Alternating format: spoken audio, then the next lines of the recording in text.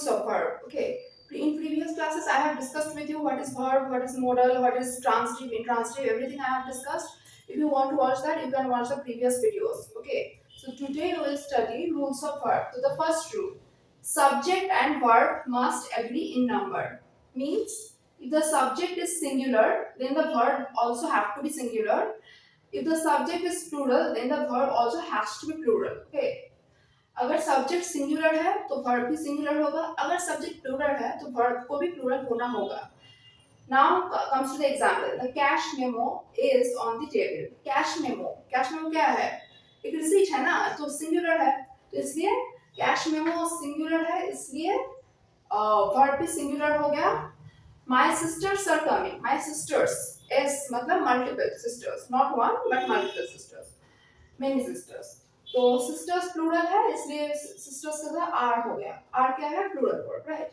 तो इसलिए plural singular के साथ सिंगुलर होगा, प्लूरल के साथ प्लूरल होगा. Okay, now let's look at the second point. Okay, if two subjects are joined by or, then it has to be singular verb.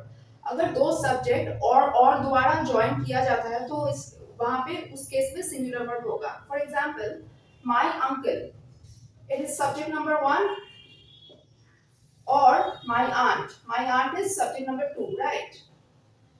दोनों subject और से ज्वाइन है, तो इसलिए वर्ब क्या होगा? सिंगुलर वर्ब होगा.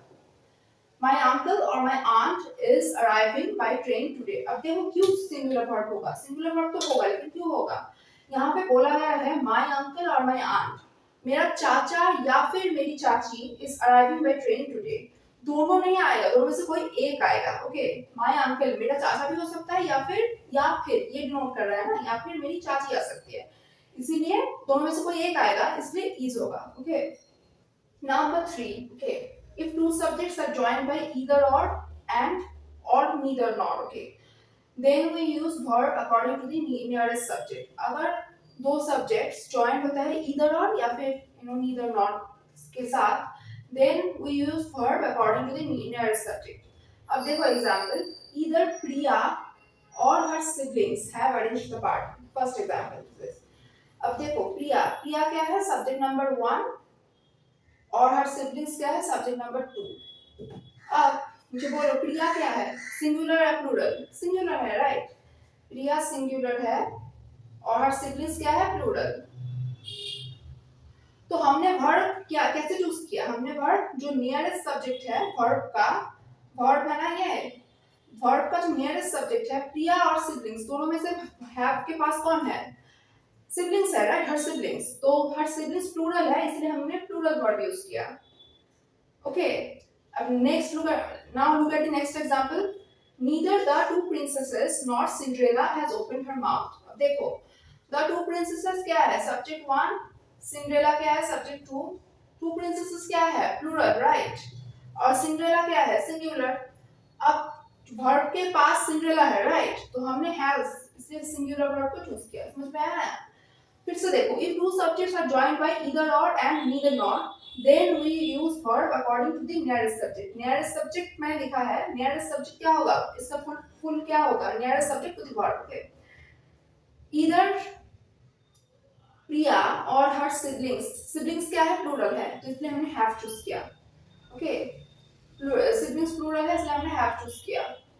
Have arranged the party. Neither the two princesses not Cinderella. Cinderella क्या है? एक लड़की है, एक ही है, सिंगुलर, इसलिए हमने सिंगुलर यूज किया. Has opened her mouth. Okay, जो वर्ब के नियरेस्ट होगा उस हिसाब से वर्ब होगा. अगर वर्ब का नियरेस्ट सब्जेक्ट जो है वो प्लूरल हुआ तो वर्ब प्लूरल होगा, नियरेस्ट सब्जेक्ट सिंगुलर है तो वर्ब सिंगुलर होगा. Number 4, verb is singular if the two subjects separated by and refer to the same person or thing as a whole. Verb singular होगा कब होगा? अगर two subjects, दोनों subjects separated है, बीच में and है, और वो दोनों एक ही चीज को डिनोट कर रहे हैं, तब verb singular होगा. Now let's look at the example to understand it better.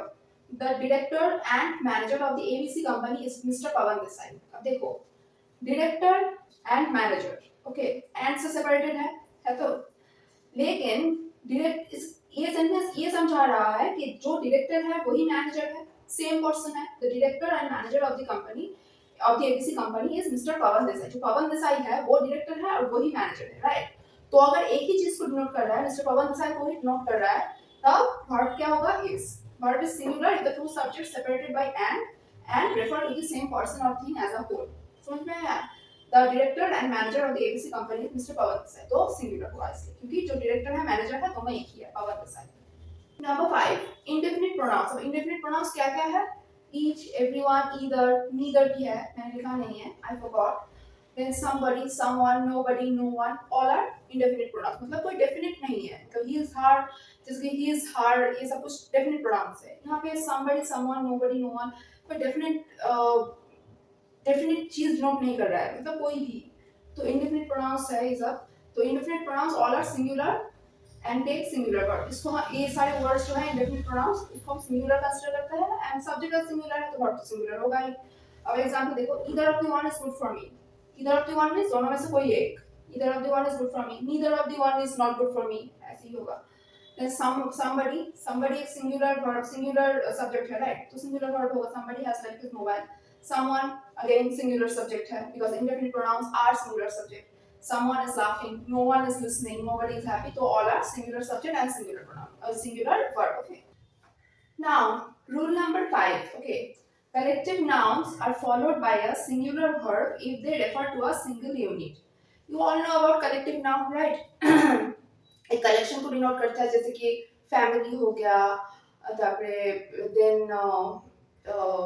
jury हो गया, then bunch of keys हो गया, then judge का जो panel है judges वो हो गया, then swarm of bees जो bees होते हैं honey bees उसके collection को हम swarm of bees बोलते हैं. तो यही है collective noun. So collective nouns are followed by a singular verb. Collective nouns always take singular verb. Okay, if they refer to a single unit. जैसे कि अगर मैं बोलूँ कि the swarm of bees is in this tree. Swarm of bees is in this tree. जो honey bees का जो swarm है उस collection को swarm बोलता है. तो is in this tree वो ये पेड़ पे है. Then soldiers के group को army बोलते हैं. अगर मैं बोलूँ कि the army Indian Army is great.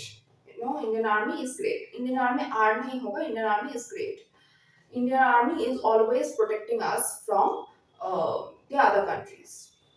तो इस होगा. जिसकी देखो my family. Family क्या है? Family members का जो unit है परिवार है उसको हम लोग family बोलते हैं. My family comes. Comes क्या है? Singular word. From Kolkata.